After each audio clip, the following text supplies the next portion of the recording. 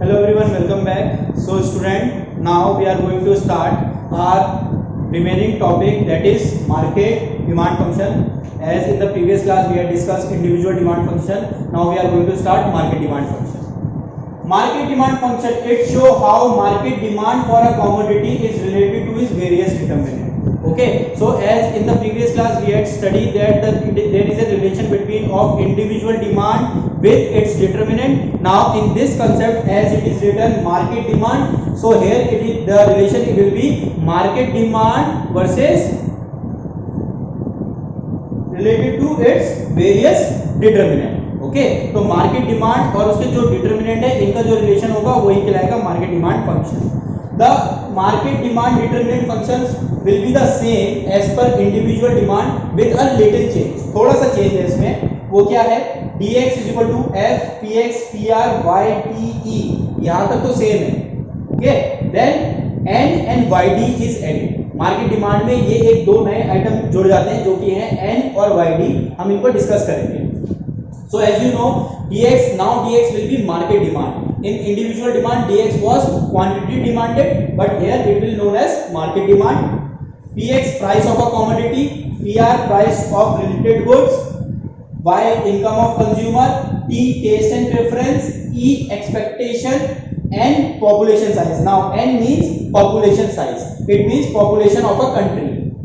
Yd distribution of income. It means distribution of income between the citizen of a country. Now we will discuss the determinant, population and size and distribution of income. In the previous class I had told you about the price of a commodity, price of related goods, income of consumer, taste and preference and expectation. वो same रहेगी market demand में भी. ठीक है, तो वही चीज आपको इसमें भी कॉपी कर लेना है, वो चीज सेम रहेगी. जो नई चीज है वो मैं आपके साथ डिस्कस करने वाला हूँ, जो कि सबसे पहले हमारे पास क्या आता है, पॉपुलेशन साइज. तो यहां पर मार्केट डिमांड में पॉपुलेशन साइज का क्या इफेक्ट पड़ता है. देखिए, किसी कंट्री में जितनी ज्यादा पॉपुलेशन होगी उतनी ज्यादा डिमांड होगी, ये एक फैक्ट है. यानी नंबर ऑफ कंज्यूमर जितने ज्यादा होंगे उतनी ही डिमांड भी ज्यादा होगी. अगर किसी कंट्री में मान लीजिए there are only 2 lakh peoples living there in a country, 2 lakh लोग हैं एक कंट्री में जो कि वहां रहते हैं, तो वहां डिमांड कितनी होगी प्रोडक्ट के लिए, सिर्फ 2 लाख ही होगी, चाहे वो कोई भी प्रोडक्ट हो. उससे ज्यादा हो ही नहीं सकती क्योंकि कंज्यूमर यूज ही नहीं करेगा, उतने कंज्यूमर है नहीं. और मान लीजिए किसी कंट्री जैसे इंडिया है, हमारी पॉपुलेशन 130 करोड़ अबव है. ठीक है, तो यहाँ पर डिमांड क्या होगी, ज्यादा, क्योंकि पॉपुलेशन क्या है, ज्यादा. इसलिए in all over the world India is the country where demand for particular and each and every commodity is higher. इसीलिए आपने देखा होगा हमारी कंट्री में बहुत सारी मल्टीनेशनल कंपनीज आती हैं अपने सामान को बेचने के लिए. हम अगर नॉर्मल यूज के लिए भी बात करें, अगर हम अपने हाउस होल्ड में सामान की एक लिस्ट भी बनाएंगे कि आप कौन सा सामान यूज करते हैं, तो 90% सामान आप बाहर का यूज करते हैं और 10% आप इंडिया का यूज करते हैं. सारा सामान जो हम खरीद रहे हैं, मोबाइल से लेकर एक पेन तक, सब अधिकतर हम कहाँ से खरीद रहे हैं, बाहर से खरीद रहे हैं. उनको पता है कि इंडिया देश की पॉपुलेशन बहुत ज्यादा है, यहाँ पर किसी भी कमोडिटी की डिमांड क्या होगी, हमेशा हाई ही रहेगी. इसीलिए बाहर से जितनी भी कंट्रीज से बड़ी बड़ी एमएनसी कंपनी हमारे यहाँ पर आती हैं, कोल्ड ड्रिंक्स बेचती हैं, मोटरसाइकिल बेचती हैं, कार बेचती है. ठीक है, तो ये सारे आइटम क्या हो गए, यहाँ पर इंडिया में क्यों बेच रहे हैं, क्योंकि यहाँ पे पॉपुलेशन साइज ज्यादा है. तो सबसे पहला फैक्टर हमारे पास क्या है, पॉपुलेशन साइज. इसमें आप क्या लिखेंगे कि if the population size of a country is larger demand will be high, if the population size of a country is lower demand will be low. Simple.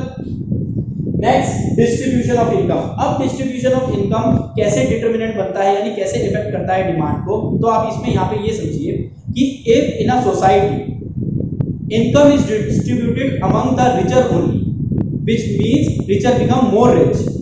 अगर मान लीजिए जो डिस्ट्रीब्यूशन ऑफ इनकम है अनइक्वल टाइप है, जैसे ये India में है, डिस्ट्रीब्यूशन ऑफ इनकम इंडिया में अनइक्वल है.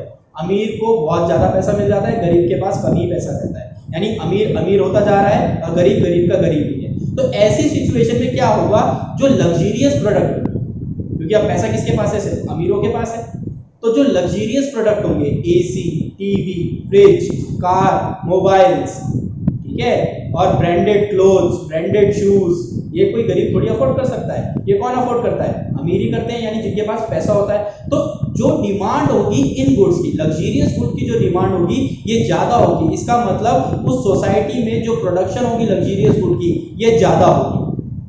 और जिस सोसाइटी में गरीब लोगों के पास अब पैसा कम नहीं है तो उनके लिए मजबूरी क्या हो जाती है, वो नॉर्मल गुड से इंफीरियर गुड की ओर चल देते हैं। इंफीरियर गुड मतलब लो क्वालिटी प्रोडक्ट, जैसे कि राशन, अगर आप देखें गवर्नमेंट की राशन शॉप देखें, वहां पर सस्ता सामान तो मिलता है, सस्ता राशन तो मिलता है, लेकिन उसकी क्वालिटी ज़्यादा अच्छी नहीं होती है, ठीक है। तो उनको उसमें मूव ऑन होना पड़ता है क्योंकि वो मार्केट से राशन नहीं खरीद सकते, उनके पास इतना पैसा नहीं है। सो डिस्ट्रीब्यूशन ऑफ इनकम अगर अनइक्वल रहेगी तो डिमांड कैसे बदलेगी, जो अमीर लोग हैं वो ज़्यादा हो गए सोसाइटी में, यानी कहने का मतलब उनके पास पैसा ज़्यादा है, तो जो प्रोडक्ट प्रोड्यूस होगा, प्रोड्यूसर जो प्रोडक्ट प्रोड्यूस करेगा वो कौन से प्रोड्यूस करेगा, लग्जीरियस प्रोडक्ट। क्यों कर रहा है, क्योंकि डिमांड सिर्फ उसी की है, ठीक है। और जो गरीब लोग हैं वो बेचारे क्या करेंगे, उनके लिए इंफीरियर प्रोडक्ट बनाए जाएंगे, ठीक है, ताकि उनके पास जितना पैसा है वो उसे उसी तरीके से खरीद सके। सो ये एक फैक्टर बनता है, डिटरमिनेंट बनते हैं हमारे पास इंडिविजुअल डिमांड में और मार्केट डिमांड फंक्शन में, ठीक है। यही डिटरमिनेंट आपसे क्वेश्चन में भी पूछा जाएगा, व्हाट आर द डिटरमिनेंट्स। तो आपको जो फॉर्मूला मैंने लिखा रखे हैं दोनों के लिए, ये फॉर्मूला भी शो करना पड़ेगा, प्लस जितने डिटरमिनेंट है इन सबको शो करना पड़ेगा और बताना पड़ेगा कि कैसे डिमांड इफेक्ट होता है। Okay, so any doubt regarding this topic you can ask. Thank you very much.